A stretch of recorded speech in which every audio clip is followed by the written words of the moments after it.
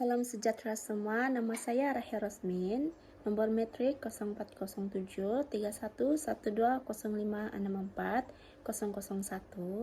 Subjek yang saya perolehi pada SEM ini ialah HTPS 4803, yaitu penjagaan dalam tetapan awal kanak-kanak. So, tujuan saya rekam video ini adalah untuk menerangkan penjagaan dan prinsip untuk bayi. So, untuk slide yang pertama ialah keperluan asas bayi, teknik penyusuan termasuklah penyusuan ibu dan penyusuan botol. So, teknik penyusuan yang pertama ialah posisi yang nyaman untuk bayi, di mana posisi duduk, posisi tidur, posisi football hold.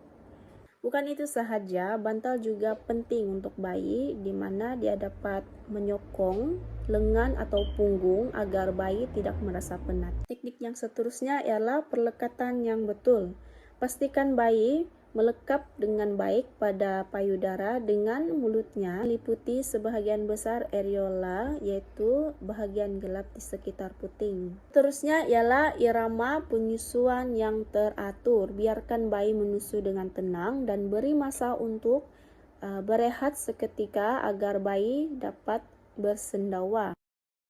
Next ialah teknik penyusuan botol. Pemilihan botol dan puting botol yang sesuai. Puting botol datang daripada pelbagai jenis dan aliran, yaitu slow, medium, and fast flow. Bayi yang baru lahir sesuai dengan aliran yang perlahan. Bayi yang lebih besar mungkin memerlukan aliran sederhana atau cepat. Bahan botol yang sesuai digunakan ialah botol plastik bebas BPA atau kaca botol, dan pastikan botol mudah dibersihkan dan tahan lama. Seterusnya ialah kebersihan pada botol dan puting botol. Diwajibkan dengan pembersihan yang teliti. Botol dan puting botol perlu dicuci dengan sabun dan air panas setiap kali lepas digunakan. Penggunaan berus botol akan membantu membersihkan bahagian dalam botol. Sterilisasi juga penting untuk kebersihan botol. Botol dan puting botol perlu disterilkan sekurang-kurangnya sekali sehari, terutama untuk bayi yang baru lahir. Seterusnya kita akan bahas tanda-tanda bayi kelaparan. Nomor 1 ialah menjilat atau menghisap jari, bibir atau lidah. Bayi memasukkan jari atau tangan ke dalam mulut untuk dihisap atau menjilat bibir dan lidah. Yang kedua ialah membuka dan menutup mulut. Bayi mula membuka dan menutup mulutnya secara berulang-ulang. Yang terakhir ialah menangis dengan sekuat mungkin. Jika tanda awal diabaikan, bayi akan menangis dengan lebih kuat. Menangis merupakan tanda kelaparan yang terakhir. Seterusnya ialah tanda-tanda bayi kenyang. Yang pertama ialah melepaskan puting atau botol dari mulutnya. Bayi akan melepaskan puting atau botol dari mulutnya dengan sendiri tanpa ada paksaan. Yang kedua ialah tidak mencari puting atau payudara. Bayi akan memusingkan kepala atau menunjukkan tanda-tanda ingin mencari puting atau botol lagi. Yang terakhir ialah mengantuk atau tertidur selepas penyusuan. Bayi yang kenyang akan seringkali mengantuk atau terus tertidur sejurus selepas penyusuan. So, next slide ialah saya akan menerangkan keperluan makanan pada bayi. Pengenalan makanan pepejal selepas 6 bulan.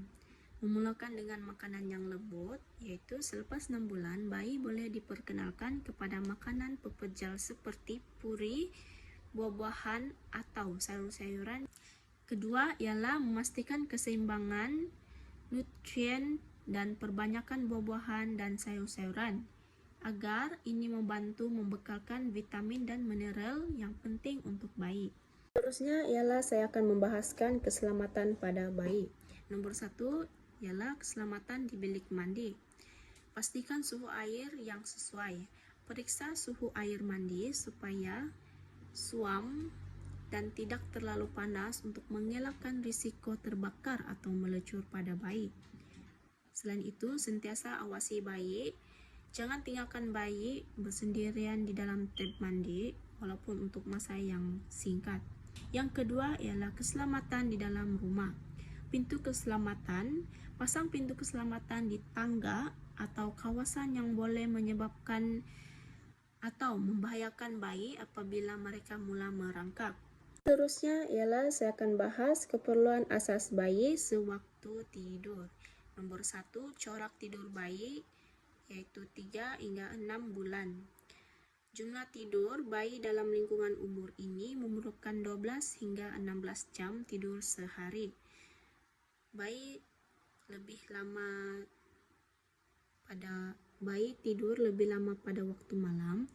Corak tidur mereka mula berkembang dengan tidur malam yang lebih panjang yaitu 4 hingga 6 jam dan tidur yang siang lebih kepada berstruktur. Seterusnya ialah rutin menekankan kepentingan tidur untuk perkembangan bayi.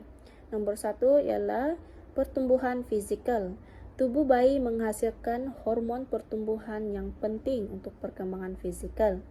Tidur yang cukup juga memberi ruang kepada badan bayi untuk memperbaiki sel-sel dan tisu yang rosak serta menyokong sistem imun. Kedua ialah perkembangan otak dan memori. Perkembangan kognitif bayi dipengaruhi oleh kualiti tidur.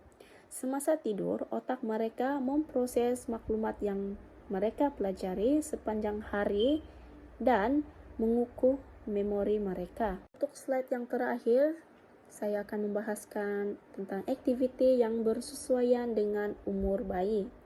Yang pertama ialah masa tiarap, tummy time. Meletakkan bayi dalam posisi meniarap untuk beberapa menit setiap hari. So, dia punya faedah ialah untuk menguatkan otot leher, bahu dan lengan, dan ia juga membantu bayi mempelajari, mengangkat kepala dan bersedia untuk merangkak.